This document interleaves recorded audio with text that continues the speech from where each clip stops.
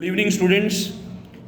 Previous videos में हमने volume 1 में कंज्यूमर एनालिसिस की थी, जिसमें हमने एक नटशेल में एक ब्रीफ डिस्क्रिप्शन से आपको हमने बताने की कोशिश की थी कि what is the consumer behaviour. आज उसी को कंटिन्यू करते हुए डिफरेंट वॉल्यूम्स में हम डिटेल स्टडी करेंगे कि कंज्यूमर बिहेवियर के बारे में।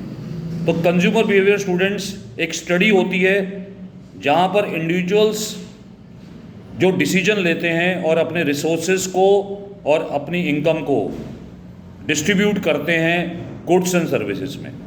मतलब बेसिकली एक डिसीजन होता है allocation of resources and income का। अल्फ्रेड मार्शल ने अपनी बुक में प्रिंसिपल ऑफ इकोनॉमिक्स 1890 में एक्सप्लेन किया था कि कैसे कंज्यूमर डिमांड यूज होती है कार्डिनल यूटिलिटी अप्रोच में। तो यूटिलिटी का पहले तो मतलब समझें, यूटिलिटी होती क्या है। यूटिलिटी का मतलब होता है want satisfying power of A goods, किसी भी गुड्स की सेटिस्फैक्शन पावर। मतलब कोई भी ऐसा गुड्स नहीं होता जो आपको सेटिस्फाई नहीं करता हो। मतलब कुछ ना कुछ सेटिस्फैक्शन हर गुड्स में होती है। जैसे पेन का काम है लिखना, मोबाइल का काम है सुनना, तो हर प्रोडक्ट की कुछ ना कुछ यूटिलिटी होती है। तो यूटिलिटी को हमने 2 पार्ट्स में डिवाइड किया हुआ है। फर्स्ट कार्डिनल यूटिलिटी और second ordinal utility. Cardinal utility एक ओल्ड कंसेप्ट है इकोनॉमिक्स के अंदर एंड ऑर्डिनल एक न्यू कंसेप्ट है इकोनॉमिक्स के अंदर। आज हम जो बात कर रहे हैं वो कार्डिनल यूटिलिटी के ऊपर बात करेंगे।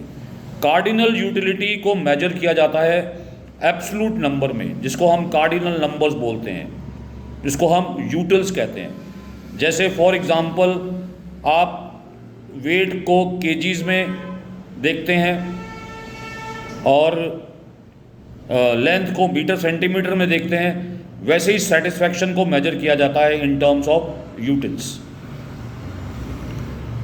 अब इस अप्रोच को हम कई बार मार्शल अप्रोच भी कहते हैं, क्योंकि ये कंसेप्ट मार्शल ने दिया था और इसको कई बार कार्डिनल यूटिलिटी थ्योरी भी कहा जाता है। तो कार्डिनल यूटिलिटी थ्योरी के बारे में अब हम डिस्कस करेंगे।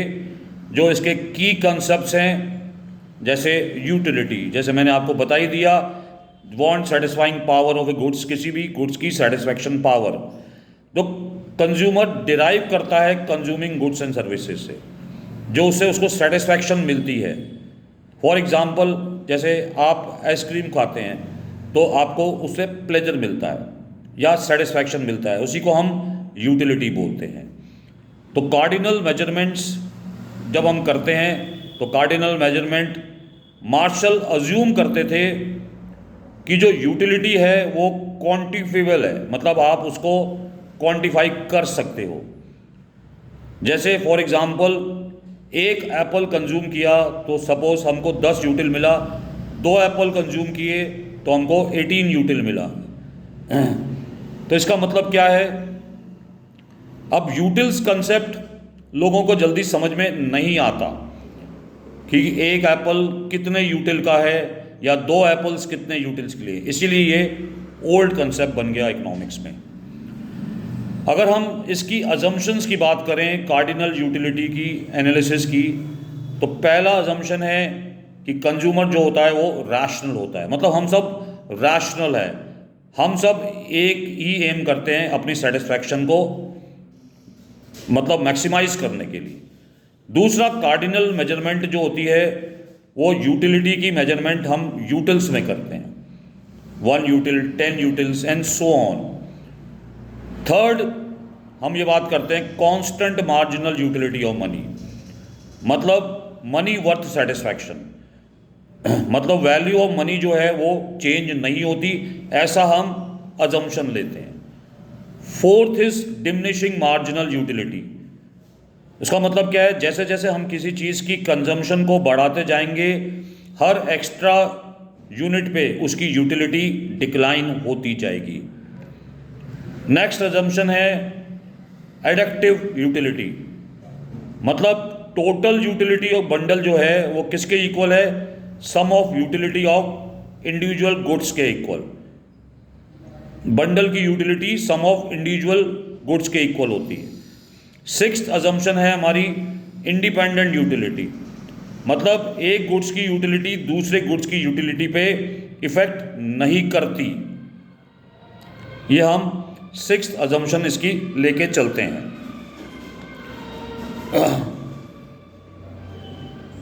अब कुछ इंपॉर्टेंट लॉज आते हैं अंडर कार्डिनल यूटिलिटी। जैसे हमने ऊपर डिस्कस किया, पहला लॉ है law of diminishing marginal utility, जो हमने बोला कि जैसे जैसे किसी चीज़ की कंजम्पशन को बढ़ाते जाओगे उसकी मार्जिनल यूटिलिटी कम होती जाएगी। फॉर सेक ऑफ एग्जाम्पल, जैसे एप्पल है, जैसे आप धीरे धीरे एप्पल की कंजम्पशन को बढ़ाओगे तो अब एप्पल्स खाने की इच्छा कम होती जाएगी, मतलब उसकी मार्जिनल यूटिलिटी आपकी फॉल करती जाएगी। एक और एग्जांपल लेते हैं, सपोज एक चॉकलेट है जिसमें आपको 20 यूटिल्स मिलता है। जब आपने दूसरा चॉकलेट कंज्यूम किया तो उसकी यूटिलिटी कम हो गई, वो 15 यूटिल्स हो गई। जब थर्ड चॉकलेट कंज्यूम किया तो उसकी यूटिलिटी और कम हो गई, वो 10 यूटिल्स हो गई। फोर्थ चॉकलेट पे और यूटिलिटी रिड्यूस हो गई, वो फिफ्थ हो गई।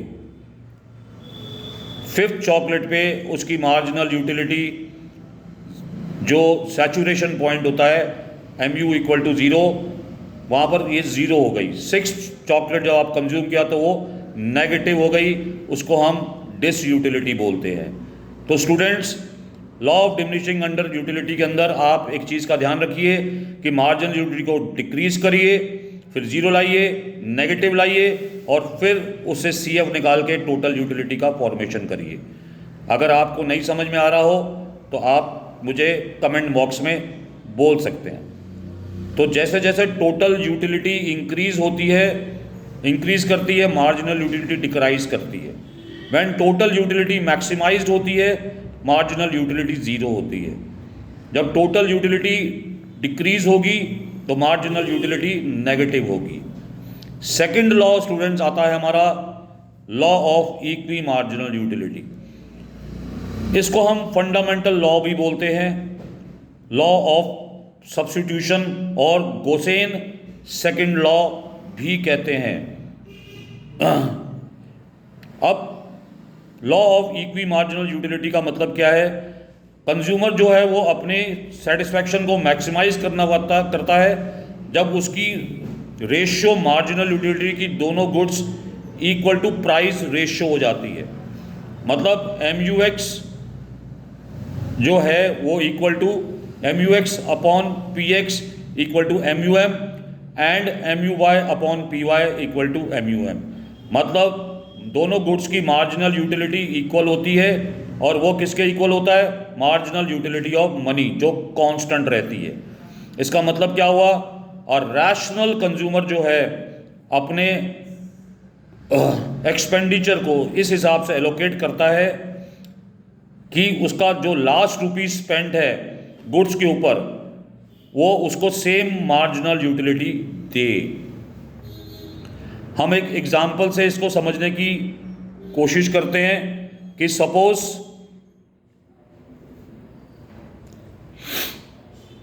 मार्जिनल यूटिलिटी X की आप ले लीजिए 12,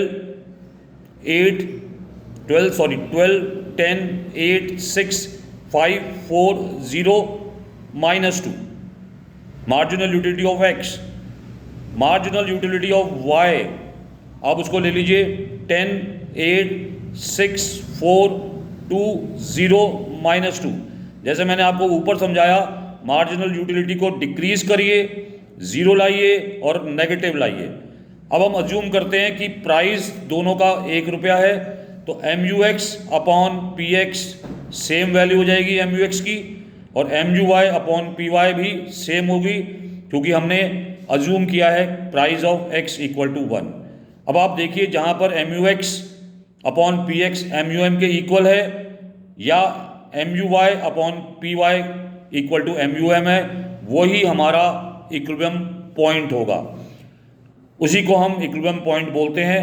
तो कंज्यूमर इक्विलिब्रियम पॉइंट की बात करें तो वो एक टेंजेंसी पॉइंट होता है जहाँ पर यूटिलिटी जो होती है वो प्राइस रेशियो के इक्वल होती है।